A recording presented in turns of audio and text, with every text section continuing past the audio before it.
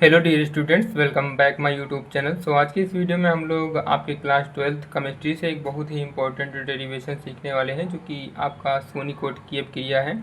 ये डेरिवेशन लगभग हर वर्ष आपके बोर्ड एग्जामिनेशन में पूछा जाता है, तो ये डेरिवेशन बहुत ही इंपॉर्टेंट रहता है आपके बोर्ड एग्जामिनेशन की दृष्टि से। तो चलते हम लोग इसको स्टेप बाय स्टेप सीखते हैं।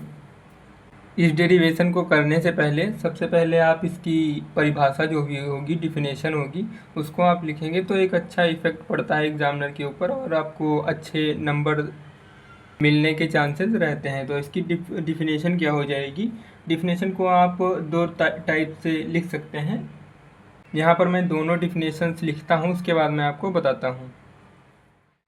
तो यहाँ पर आप देख सकते हैं मैंने दो डिफिनेशंस लिखी हैं। पहली डिफिनेशन है, जब अपक्रिया की दर अभिकारक की सांद्रता पर निर्भर नहीं करती है तो अपक्रिया सोनीकोट की अपक्रिया कहलाती है। इसी के अकॉर्डिंग दूसरी डिफिनेशन भी लिख सकते हैं, जो कि आप बनाकर भी लिख सकते हैं। अभी मैं आपको बताऊंगा किस प्रकार इस डिफिनेशन को आप बना सकते हैं। तो दूसरी डिफिनेशन हो जाएगी आपकी, वह अपक्रिया जिसमें अभिक्रिया की दर अभिकारक की सांद्रता के शून्य घात के समानुपाती, या फिर आप यहाँ पर अनुक्रमानुपाती भी बोल सकते हैं, होती है, शून्य कोटि की अभिक्रिया कहलाती है। तो इसको इस डिफिनेशन को बनाने के लिए सबसे पहले आप क्या करेंगे, सिस्टमैटिक पैटर्न से आप एक रिएक्शन एज्यूम कर लेंगे कि हम मान लेते हैं कि कोई ये अभिक्रिया है जो कि अभिकारक ए है, तो वो अभिक्रिया के दौरान क्या बनाता है, उत्पाद बनाता है।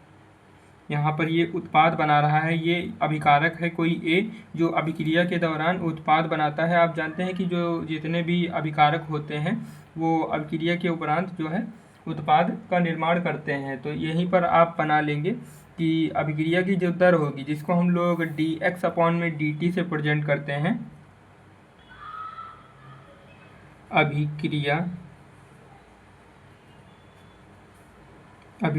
की जो दर होती है, जिसको हम लोग dx/dt से प्रेजेंट करते हैं, यहाँ पर बताया गया है वह अभिक्रिया जिसमें अभिक्रिया की दर अभिकारक की सांद्रता के शून्य घात के समानुपाती होती है। तो यहाँ पर अभिकारक के बारे में चर्चा की गई है, जो कि हमने क्या मान रखा है, ए है।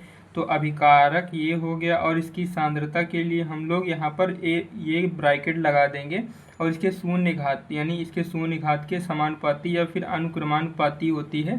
तो ये इसकी डिफिनेशन बन जाएगी। यहाँ पर आप बोल सकते हैं वह अभिक्रिया जिसमें अभिक्रिया की दर अभिक्रिया की दर को dx/dt से प्रेजेंट करते हैं, अभिकारक जो कि ए जिसको हमने माना है उसकी सांद्रता, यानी सांद्रता को हम लोग इन कोष्टक के माध्यम से पढ़ते हैं, सांद्रता के शून्य घात के समानुपाती या फिर कह सकते हैं अनुक्रमानुपाती होती है। तो इस प्रकार से ये डिफिनेशन हो जाएगी। अगर हम लोग जानते हैं कि अगर हम इस समानुपाती या फिर अनुक्रमानुपाती का अगर इस निशान को हटाएं तो यहाँ पर एक कांस्टेंट आ जाता है, तो इसके स्थान पर हम लोग लिख सकते हैं के, एक कांस्टेंट होता है जिसको हम लोग लिख सकते हैं। तो के इंटू में क्या रह जाए, ए की सांद्रता 0, यानी अभिकारक की सांद्रता शून्य घात के, हम लोग इस प्रकार इसको लिख सकते हैं। अगर आप जानते हैं कि कोई भी नंबर होता है उसकी घात अगर 0 है तो वहाँ पर क्या मान लिया जाता है, 1 माना जाता है। तो ये dx/dt इज इक्वल टू में क्या हो जाएगा, यहाँ पर 1 से गुणा होगा k का, तो यहाँ पर k ही बचेगा। अब आप देख सकते हैं जो x है, ये dx है, इसको हम लोग एक तरफ शिफ्ट कर लेंगे, जबकि dt जो है इसको हम k की तरफ शिफ्ट कर देंगे। तो ये कुछ इस प्रकार से हो जाएगा, dx इज इक्वल टू में k इंटू में dt। आप देख रहे हैं यहाँ पर इधर dx है और इधर है k इंटू में dt, जहाँ पर k क्या है, कांस्टेंट है। अब हम लोग यहाँ पर क्या करेंगे, समाकलन कर देंगे। समाकलन करने से क्या होता है मैं आपको भी बताता हूँ। यहाँ पर हम लोग लिखेंगे समाकलन करने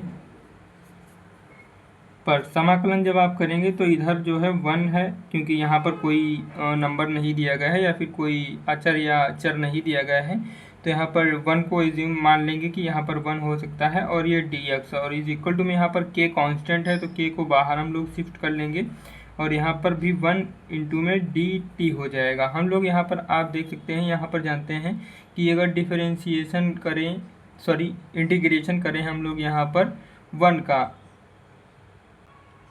तो 1 का इंटीग्रेशन अगर करते हैं तो अगर हम x के सापेक्ष करेंगे तो वो x हो जाएगा। अगर हम लोग 1 का इंटीग्रेशन करते हैं t के सापेक्ष तो वो t हो जाएगा। अगर हम 1 का इंटीग्रेशन करते हैं थीटा के सापेक्ष तो क्या हो जाएगा, थीटा हो जाएगा। इसी प्रकार आप देख सकते हैं यहाँ पर 1 के सापेक्ष हो रहा है तो ये हो जाए, सॉरी x के सापेक्ष हो रहा है 1 का इंटीग्रेशन तो ये x हो जाएगा, और इक्वल टू में k इंटू में यहाँ पर t के सापेक्ष हो रहा है तो ये t हो जाएगा, और ये प्लस में यहाँ पर c हो जाएगा। c क्या है, ये है समाकलन स्थिरांक, जिसको हम लोग इंग्लिश में बोलते हैं इंटीग्रेशन कांस्टेंट बोलते हैं।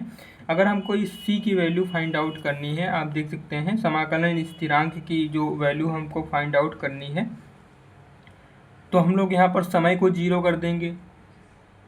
अगर हम लोग क्या करें, यहाँ पर यदि हम लिखते हैं यदि t यानी समय बराबर 0 हो जाएगा तो यहाँ पर जो x है वो भी 0 हो जाएगा, क्योंकि अगर समय 0 होगा तो जो भी x की वैल्यू आएगी यानी जो भी उत्पाद बनेगा वो 0 ही रहेगा, क्योंकि अभिक्रिया हुई ही नहीं होगी तो उत्पाद जो है वो 0 ही रहेगा। इसीलिए हम लोग यहाँ पर 0 इज इक्वल टू में k इंटू में 0 प्लस में c, तो यहाँ पर c की वैल्यू आप देख सकते हैं c इज इक्वल टू में 0 आ जाएगा, और हम लोग इसको समीकरण 1 नाम दे देंगे। और यहाँ पर हम लोग लिख सकते हैं समीकरण 1 में, समीकरण 1 में c की वैल्यू रखने पर, c की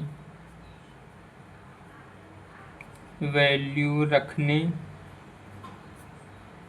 पर जब हम लोग समीकरण 1 में c की वैल्यू रखेंगे तो ये हो जाएगा x इज इक्वल टू में k इंटू में t प्लस में c के स्थान पर हम लोग 0 रख देंगे, क्योंकि c की वैल्यू 0 है। अब यहाँ से आप देख सकते हैं हमको यहाँ पर प्राप्त हो चुका है value x is equal to में k t। अब हमको यहाँ पर वेग स्थिरांक की वैल्यू पता करना है, तो आप जानते हैं यहाँ पर वेग स्थिरांक क्या है, k है, और समय यहाँ पर t है।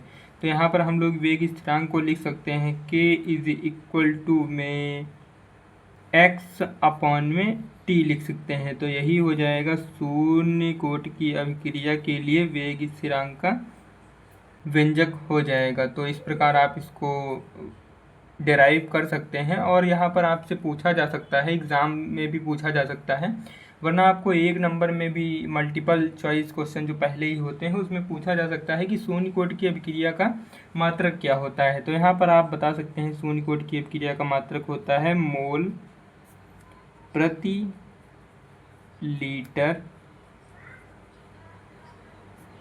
मोल प्रति लीटर प्रति सेकंड, प्रति सेकंड आप इसको बता सकते हैं, जो कि शून्य कोटि की अभिक्रिया का मात्रक होता है इस प्रकार से। या फिर आप इसको इस प्रकार लिख सकते हैं मोल लीटर इनवर्स, और ये सेकंड इनवर्स भी आप इसको लिख सकते हैं। आई होप ये डेरिवेशन आपको अच्छे से क्लियर रहा होगा। इसी प्रकार के इंपॉर्टेंट डेरिवेशंस के वीडियोस पाने के लिए आप हमारे चैनल को सब्सक्राइब कर लीजिए। मिलते हैं किसी नेक्स्ट वीडियो में, तब तक के लिए जय हिंद।